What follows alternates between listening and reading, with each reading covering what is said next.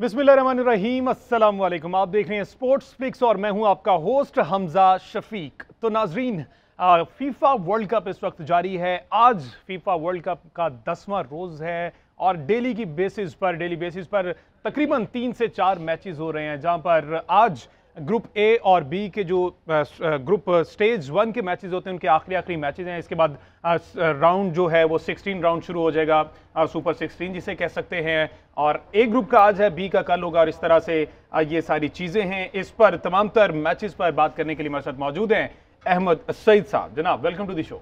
जी बहुत शुक्रिया हमजा। क्या देख रहे हैं, कल जो एक कांटे का मुकाबला हुआ है पुर्तगाल और यूरुग्वाय के दरमियान, 2-0 से जनाब पुर्तगाल ने शिकस्त दे दी है। 2018 का बदला ले लिया उनसे जो उन्होंने, जैसे कल हमने बात की थी, ये मैच इस हवाले से भी अहमियत का हामिल है पोर्चुगल के लिए कि 2018 के वर्ल्ड कप में यूरुग्वाय से शिकस्त खाकर ये वर्ल्ड कप से बाहर हुए थे और कल रिवेंज डे था। और उस रिवेंज डे पर क्रिस्टियानो रोनाल्डो और उनके जो मद्दाह हैं पूरी दुनिया में, वो यकीनन इस बात से महजूज भी हुए होंगे, इस बात से खुश भी हुए होंगे। और कल के मैच की अहम बात पोर्चुगल की टीम के अंदर वो जो एक नेसेसरी कामनेस होती है मूव्स क्रिएट करने के दौरान, वो हमें देखने मिली है। और किसी किस्म की कोई गैर ज़रूरी शॉट्स उन्होंने गोल में नहीं ली, किसी किस्म की गैर ज़रूरी जो पोजेशन लूज़ कर जाती है टीम, उस किस्म की कोई चीज़ हमें देखने में नहीं मिली। बहुत शानदार परफॉर्मेंस का मुजाहरा। और पिछला जो घाना के साथ उनका मैच हुआ जिसमें वो 3-2 विन कर गए थे, उसमें वो कहीं ना कहीं पैनिक कर गए थे उस मैच के दौरान। लेकिन कल के मैच में हर शोबे के अंदर वो चाहे डिफेंस क्वालिफाई कर गया। जी हाँ, इस वक्त 3 टीमें जो हैं वो राउंड ऑफ 16 के लिए में अपनी जगह पक्की कर चुकी हैं। उसमें फ्रांस की टीम ने सबसे पहले क्वालिफाई किया और कल ब्राज़ील की टीम ने भी स्विट्ज़रलैंड की टीम को जब 1-0 से शिकस्त दी, तो उसके बाद वो भी राउंड ऑफ 16 में जाने का परवाना। उस पर भी बात करेंगे। कल ये मैं देख रहा था, रोनाल्डो का एक गोल जिसकी वजह से कुछ मुतनाज़े बातें भी सामने आई और बयानात भी आए। क्या ख्याल है आपके, ख्याल में गोल था वो? जी मेरा ख्याल है कि वो ब्रूनो फर्नांडिस को जो गोल अलाउ हुआ, जो उन्होंने गोल दिया है फीफा ने, वो ब्रूनो फर्नांडिस को ही देना चाहिए था। अच्छा। और वो मतलब जब उसका रिप्ले देखा गया बार बार, तो वो कहीं ऐसा नहीं लगा। अलबत्ता उस गोल में क्रिस्टियानो रोनाल्डो को ये क्रेडिट बहरहाल देना चाहिए कि उनकी उस जंप की वजह से गोलकीपर जो है वो डिसीव हो गए और बॉल जो है वो गोल लाइन को क्रॉस करके नेट के अंदर जाकर गिरा।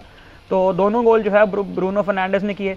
लेकिन क्रिस्टियानो रोनाल्डो की जहाँ तक बात की जाए, तो क्रिस्टियानो रोनाल्डो अपनी उम्र के लिहाज से 37 साल की उम्र में वर्ल्ड कप खेलने आ रहे हैं। और वर्ल्ड कप से पहले उन्होंने ये ऐलान किया है कि अगर पोर्चुगल की टीम ये वर्ल्ड कप जीतने में कामयाब होती है, तो ये जो फाइनल मैच होगा लुसाइल के स्टेडियम में जो खेला जाएगा, वो उनके करियर का आखिरी मैच होगा। अच्छा। और क्रिस्टियानो रोनाल्डो के हवाले से एक दिलचस्प बात यह है कि इस वर्ल्ड कप के अंदर क्रिस्टियानो रोनाल्डो वो वाहिद प्लेयर हैं जिनके पास इस वक्त किसी क्लब का कॉन्ट्रैक्ट नहीं है। तो वो इस वक्त बिल्कुल यकसू होकर वर्ल्ड कप जीतने के लिए अपनी टीम को जो है वो रिप्रेजेंट कर रहे हैं। और कल के मैच में उनकी परफॉर्मेंस भी बहुत ज़्यादा बेहतर थी और ये शायकीन के लिए बहुत हौसला अफजा भी है, क्योंकि शायकीन जो है, जो बड़े प्लेयर होते हैं, जो ग्लोबल स्टार्स होते हैं, उनको देखने के लिए ज़ाहिर है कि शायकीन जो है वो मुंतज़िर भी होते हैं। ठीक है, अब ये थोड़ी सी बात कर ली जाए। कल जो मैच हुआ कैमरून और सर्बिया का, कैमरून मेरे ख्याल 1 पॉइंट और सर्बिया भी 1-1 पॉइंट के साथ अभी इस टाइम जो पॉइंट टेबल है, लेकिन 3-3 गोल से ये मैच बराबर रहा। जी, ये मैच कतर के अल जुनूब स्टेडियम में खेला गया, जिसमें 40,000 तमाशाइयों को अपने अंदर समो लेने की सलाहियत मौजूद है। और कैमरून की टीम ने अपनी वर्ल्ड कप कैंपेन का आगाज़ किया तो पहला मैच में उन्हें स्विट्ज़रलैंड के हाथों 1-0 की शिकस्त हुई। और सर्बिया की टीम भी ब्राज़ील के हाथों 2-0 की शिकस्त खाने के बाद इस मैच में आई थी। और हाफ टाइम पर सर्बिया की टीम 2-1 से लीड लिए हुए थी। उसके बाद उन्हें तीसरा गोल भी किया, लेकिन बहुत शानदार कमबैक किया कैमरून की टीम ने। और बिलाखिर इस मैच का नतीजा जो है वो 3-3 के साथ ड्रॉ की सूरत में निकला। कैमरून पे जो हम बात कर रहे हैं उसका फ़ायदा उठाते हुए वर्ल्ड कप में, अगर मैं अफ्रीका की टीम्स के बारे में, उनकी तारीख़ के बारे में कुछ बात करूं, तो 1934 के वर्ल्ड कप में मिस्र की टीम ने जब वर्ल्ड कप में हिस्सा लिया, तो वो पहली टीम थी अफ्रीकन कॉन्टिनेंट से जो फीफा का वर्ल्ड कप खेलने में कामयाब हुई। और आप ये जानकर हैरान रह जाएंगे कि उसके बाद 1978 के वर्ल्ड कप तक कोई African team FIFA world cup में हिस्सा नहीं ले सकी। अच्छा। और 1971 में तुनीशिया की टीम ने जब मैक्सिको को शिकस्त दी, तो वो किसी अफ्रीकन टीम की जानिब से वर्ल्ड कप में हासिल की गई पहली फतह थी। और कैमरून के पास जो इस हवाले से एक एजाज़ है, कैमरून अफ्रीका के कॉन्टिनेंट से ताल्लुक़ रखने वाली पहली टीम है जो वर्ल्ड कप के क्वार्टर फाइनल में क्वालिफाई करने में कामयाब हुई थी। अब तक 3 टीम्स अफ्रीका से वर्ल्ड कप के क्वार्टर फाइनल में क्वालिफाई कर चुकी हैं। कैमरून की टीम का जिसका हम तज़किरा किया, और 2002 के वर्ल्ड कप में सेनेगल की टीम ने भी ये एजाज़ अपने नाम किया था, और 2010 के वर्ल्ड कप में आपको याद होगा कि घाना की टीम जो है वो क्वार्टर फाइनल मरहले में दाखिल हुई थी। और इस वक्त जो सूरत हाल है घाना, पोर्चुगल और यूरुग्वे के ग्रुप में, तो ये भी साफ नजर आ रहा है कि यूरुग्वे कहां स्टैंड कर रहा है? अगर ऑल्दो कल वो हार गया है और पुर्तगाल क्वालिफाई कर गया, यूरुग्वे कहां पे स्टैंड कर रहा है? यूरुग्वे इस वक्त फीफा रैंकिंग में 14वें नंबर पर 14 पोजीशन पर है, और यूरुग्वे अब तक कोई मैच जीतने में कामयाब नहीं हुआ है। पहला मैच उनका साउथ कोरिया के साथ बगैर किसी गोल के ड्रॉ हुआ, और उस गोल में भी एक ऐसा रिकॉर्ड उनके हिस्से में आया जो शायद वो कायम नहीं करना चाहते थे दोनों टीमें, और वो रिकॉर्ड ये है कि 90 मिनट तक कोई भी टीम ऑन टारगेट कोई भी अटैम्प्ट नहीं ले पाई गोल पर। ये फीफा वर्ल्ड कप की तारीख में पहली बार ऐसा हुआ। और इस वक्त यूरुग्वे की टीम कल के मैच में पोर्चुगल से हारने के बाद इस कंडीशन में आ गई है कि तीसरा मैच जो उनको घाना की टीम से खेलना है, अगर मैं अपने शायकीन को ज़रा माजी के झरोकों में लेकर जाऊँ और 2010 का हम वो तारीख़ी मैच याद करें जिसमें घाना की टीम एक कंट्रोवर्शियल हैंडबॉल की वजह से वर्ल्ड कप के सेमीफाइनल में क्वालिफाई करने में नाकाम रही थी, और अगर वो ये एजाज़ हासिल कर लेती तो वो अफ्रीकन कॉन्टिनेंट से ये कारनामा सरअंजाम देने वाली पहली टीम होती। लेकिन शायकीन को याद होगा कि लुइस सुआरेज़ जो यूरुग्वे के बहुत मशहूर स्ट्राइकर हैं और फुटबॉल के अलावा भी अक्सर वो न्यूज़ में पाए जाते हैं, तो लुइस सुआरेज़ ने गोल की तरफ जाता हुआ बॉल अपने हाथ से रोक लिया था, और उसके बदले में जो पेनल्टी किक मिली थी वो यूरुग्वे के घाना के स्ट्राइकर एसामोआ जियान ने मिस कर दी, जिसके बाद पेनल्टी किक्स पर यूरुग्वे उस मैच को जीत गया, और यूरुग्वे की टीम जो है वो घाना की बजाय सेमीफाइनल के लिए क्वालिफाई कर गई। और अब सूरत हाल ये है कि घाना और यूरुग्वे में से जो टीम मैच विन करेगी वो राउंड ऑफ 16 के लिए क्वालिफाई कर जाएगी। तो यहाँ पर एक और रिवेंज मिशन जो है वो ऑन हो चुका है। और जनाब ये डू और डाई मैच होगा दोनों के लिए। मीनवाइल हमें सलमान भट्ट साहब भी ज्वाइन कर चुके हैं, क्योंकि आज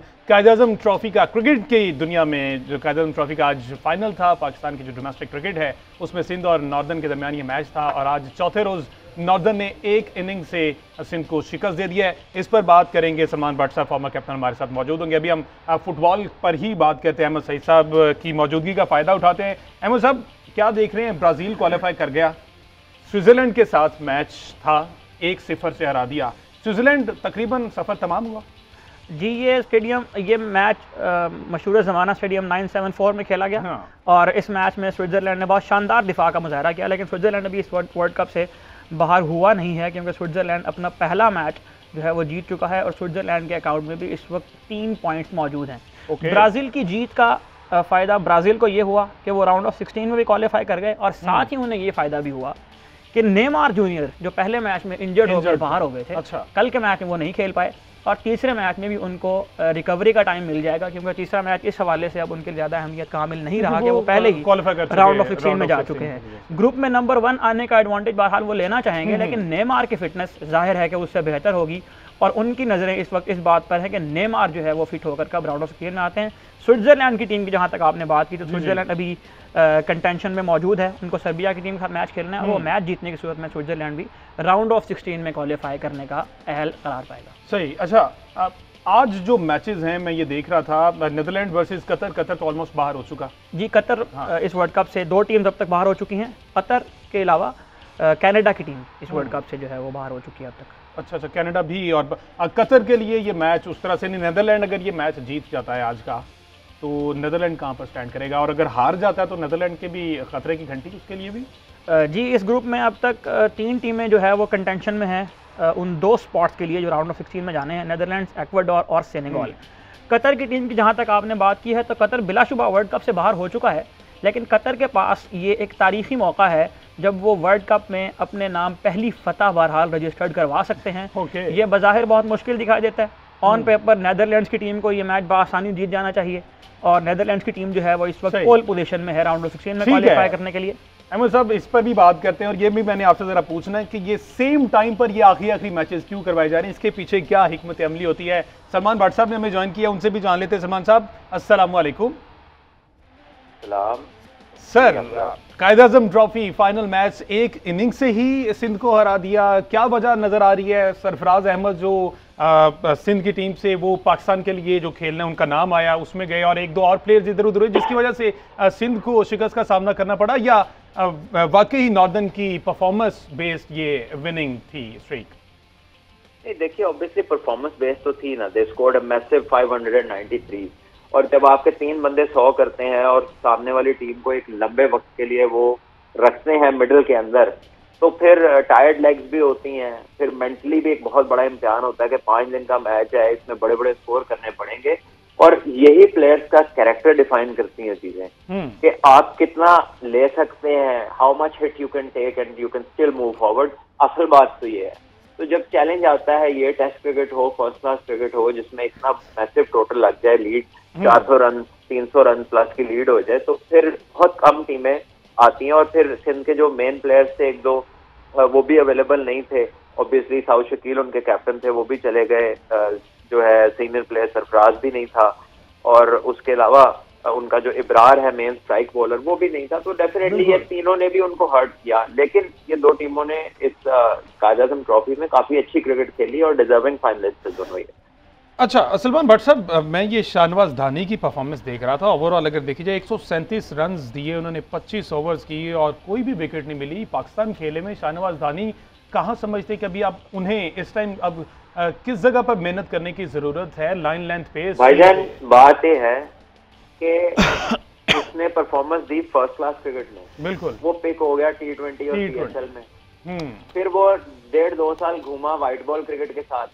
टेस्ट मैच जब आया, जिसकी फर्स्ट क्लास की परफॉर्मेंस की बेस पे वो पाकिस्तान टीम में आया था, वो उसको उसकी टीम में उन्होंने रखा नहीं, उन्होंने उसको फर्स्ट क्लास में भेज दिया। तो जब आप फर्स्ट क्लास क्रिकेट 2-2 साल के गैप से आके सीधा फाइनल खेलेंगे, तो जो T20 क्रिकेट है वो आपकी क्रिकेट को कितना बेनिफिट देती है, ये अब आपके सामने है, इसमें मुझे कुछ कहने की जरूरत नहीं। अच्छा, मैं हमेशा से इस बात को करता हूँ कि जब आप लंबे फॉर्मेट से छोटे की तरफ आते हैं तो वो मच इजियर ट्रांजिशन होती है, बिल्कुल। लेकिन जब आप छोटे से बड़े की तरफ जाते हैं तो फिर थानू लग पता जाए। अच्छा, सिंध की टीम जनाब आज दूसरी इनिंग्स में इस तरह से 17 पे 4 आउट हो गए। फवाद आलम ने पहली इनिंग्स में भी 61 रन्स की इनिंग्स खेली और अब भी 113 रन्स बनाए उन्होंने, और सिंध को कहीं ना कहीं इस टोटल तक लाने में फवाद आलम का किरदार है, वरना तो ये मेरा ख्याल 100 से नीचे ही बुक हो चुके होते सारे। फवाद आलम की सिलेक्शन पर हमेशा से सवाल उठता आया है, कौमी टीम के लिए सिलेक्शन, और अभी फिर मुसलसल डोमेस्टिक में परफॉर्म कर रहे हैं, उसके बावजूद नजरअंदाज कर दिया जाता है। देखिए, ये तो अब क्वेश्चन है जो हमेशा उठता रहेगा। एक प्लेयर ने एक साल में कमबैक किया, 5 इंटरनेशनल 100 किए टेस्ट क्रिकेट में, आपको मुश्किल मैचेस में उसने रन करके मुश्किल पोजीशन से निकाला, लेकिन उसकी एक सीरीज खराब हुई तो आपने उसको बाहर निकाल दिया। और उसी टीम के अंदर 2.5-3 साल में ऐसे लड़के खेल रहे हैं जिनका जब से करियर शुरू हुआ 150 नहीं है, और वो कहते हैं इनको बैक करें। तो इसका तो जवाब वो रखने वाले और बैक कराने वाले ही दे सकते हैं, कि किसी को कहते हैं कि तुम्हारा जो है ना 20 भी बहुत है, लेकिन तुम्हारी मेहरबानी 20 ही कर दो किसी दिन। और किसी बंदे को जो है जो साल में 5-5 100 भी करता है, तो उसकी एक इनिंग 2 इनिंग खराब हो जाए तो फिर उसको मसले डालते हैं। This is something just tells you कि इक्वालिटी या एक जो है पास पे या एक प्रोसेस जो है वो सबके साथ नहीं, एक तरह का मेरिट नहीं है।